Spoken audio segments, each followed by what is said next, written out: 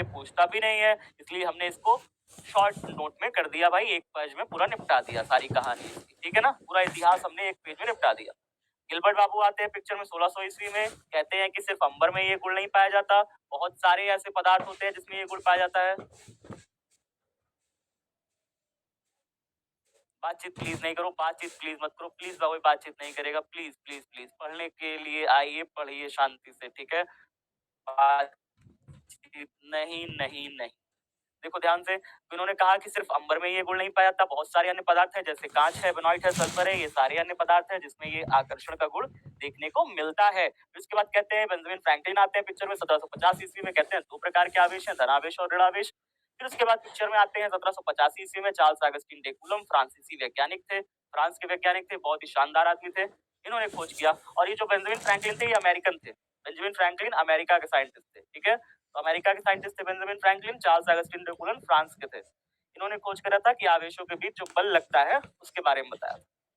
Done हो गया ना, स्क्रीनशॉट ले लिया सर, बहुत अच्छा, चलो स्क्रीनशॉट लोगे बेटा, बाद में लिखोगे कोई मतलब लिख लेगा नहीं, साथ साथ लिखते चलते तो फिर टाइम बचता तुम्हारा, कोई नहीं, चलो फिर अगले आगे बढ़ रहे हैं विद्युत आवेश के बारे में, ठीक है। क्या होता है, परिभाषा लिखिए, पहले पहले परिभाषा लिखेंगे सारे बच्चे, और मेरे साथ लिखोगे बहुत अच्छा लगेगा बेटा, परिभाषा डालिए,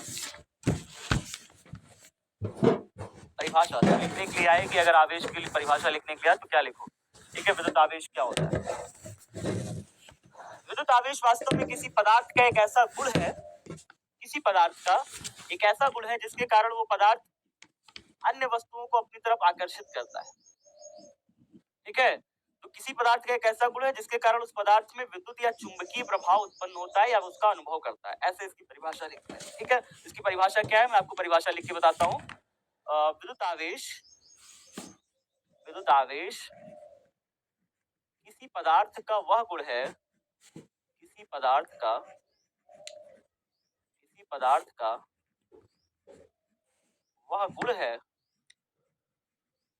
किसी पदार्थ का वह गुण है, साथ साथ लिखना है मेरे, पता है ना, किसी पदार्थ का वह गुण है जिसके कारण, जिसके कारण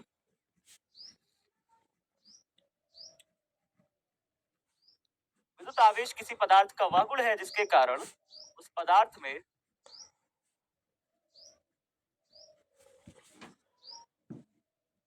विद्युत या चुंबकीय प्रभाव उत्पन्न होता है, के कारण उस पदार्थ में विद्युत या चुंबकीय प्रभाव, चुंबकीय प्रभाव उत्पन्न होता है, उत्पन्न होता है तथा उसका अनुभव करता है, तथा उसका अनुभव करता है, अनुभव करता है, खड़ी पाई, ठीक है, ये लिखिए। विद्युत आवेश किसी पदार्थ का वह गुण है जिसके कारण उस पदार्थ में विद्युत या चुंबकीय प्रभाव उत्पन्न होता है या फिर उसका था वह उसका अनुभव करता है, ठीक है। लिख लिया सभी ने, सर मुझे याद है, बहुत अच्छी बात है बेटा, इसको याद है, बहुत अच्छी बात है, ठीक है। चलो, तो क्या कहा, कहने की बात हो रही है, बात इतनी सी है कि जब आप किसी चीज को रगड़ते हो, जैसे अंबर को आपने रगड़ा था ना, जैसे यहाँ पे मैं आपको दिखाता हूँ, मैं आपको दिखाता हूँ, ये हमारा स्वेटर है, कल हमने आपको दिखाया था, एक स्वेटर लिया था हमने, एक गुब्बारा लिया था, आप सभी को याद है स्वेटर और गुब्बारा की कहानी कल वाली।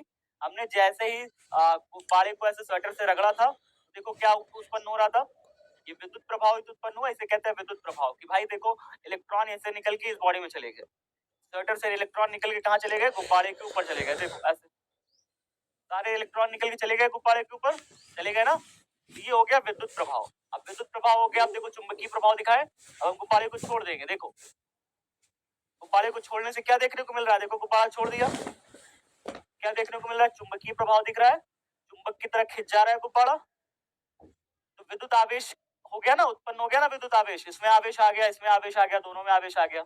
अच्छा, इसमें कैसा आवेश आया, स्वेटर में कैसा आवेश आया बेटा, धनावेश की ऋणावेश, स्वेटर में कैसा आवेश आ गया, पॉजिटिव आ गया, धनावेश आ गया। अच्छा, गुब्बारे में कैसा आवेश आ गया, गुब्बारे में कैसा आवेश आ गया, नेगेटिव आ गया, ऋणावेश आ गया, है ना। इसका मतलब दोनों बॉडी में आवेश आ गया कि नहीं आ गया, दोनों बॉडी में आवेश आ गया कि नहीं आ गया, आ गया ना दोनों बॉडी में, गुब्बारे में भी आ गया और स्वेटर में भी आ गया। वास्तव में थे तो पहले से दोनों में आवेश पहले से था, लेकिन संतुलन अवस्था में था। जितना पॉजिटिव था उतना ही नेगेटिव था, कुल मिला के 0 था। लेकिन जैसे ही आपस में रगड़ा गया, एक बॉडी से इलेक्ट्रॉन निकल के दूसरी बॉडी में चला गया, तो जिसमें इलेक्ट्रॉन चला गया उस बॉडी में इलेक्ट्रॉन ज्यादा हो गया, तो बॉडी कैसी हो गई? ऋणावेशित हो गई, नेगेटिवली चार्ज हो गई। और जिस बॉडी में इलेक्ट्रॉन निकल गया भाई, उसमें इलेक्ट्रॉन की कमी हो गई, तो बॉडी कैसी हो गई? धनावेशित हो गई। अब धनावेश और ऋणावेश में क्या हो गया भैया? आकर्षण आ गया, है ना? चुंबकीय प्रभाव उत्पन्न हो गया एक तरीके से। क्लियर है? इलेक्ट्रॉनों का ट्रांसफर होना, इलेक्ट्रॉन का स्थानांतरित होना क्या कहलाता है? विद्युत प्रभाव कहलाता है। और आपस में बॉडी एक दूसरे की तरफ खींची चली आना, ये क्या कहलाता है? चुंबकीय प्रभाव कहलाता है। तो किसी वस्तु का ये क्या है? आवेश, एक गुण ही तो है। आवेश क्या है? किसी भी पदार्थ का, किसी भी वस्तु का एक गुण है, ठीक है, प्रॉपर्टी है, जिसके कारण क्या कहा जा रहा है? किसी पदार्थ का वह गुण है जिसके कारण उस पदार्थ में विद्युत या चुंबकीय प्रभाव उत्पन्न होता है तथा उसका अनुभव करता है। डन है सब? इतनी बातें सबको? एक बार सभी साथी बताइए कि भाई इतनी बातें हमें डन है, और नोट हो जाए तो भी बताइए कि हाँ सर नोट हो गया। ठीक है, लिखिए, हो गया इतनी बात। आगे बढ़े, आगे बढ़े जी। गुब्बारे से इलेक्ट्रॉन स्वेटर पे क्यों नहीं जा रहा? अच्छा, ये बड़ी बढ़िया प्रश्न है।